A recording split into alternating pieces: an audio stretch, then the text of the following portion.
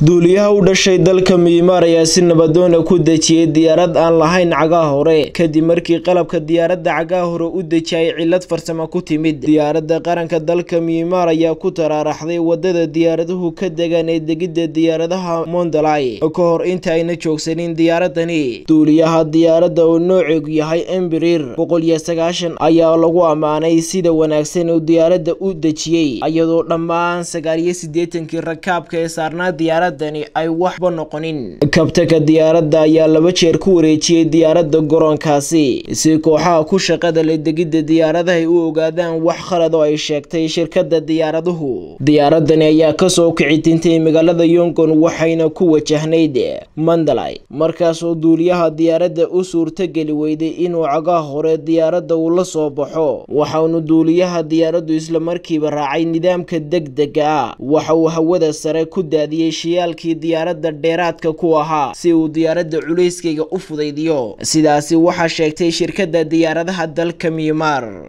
Fiidiyoo laga duubay diyaaradda oo degaysa ayaa muujinaya diyaaradda oo cagaha dambe koordaysa ka hor inta sanka ama afka hore diyaaraddu aanu dhulka taaban. Waxayna wadada ku taraaraxday muddo 25 ilbiriqsi ka hor inta ayna joogsanin. Duuliyaha waxa uu qabtay shaqo wanaagsan. Wasiirka gaadiidka Myanmar ayaa sidaasi u sheegay wakaaladda wararka dalka Myanmar.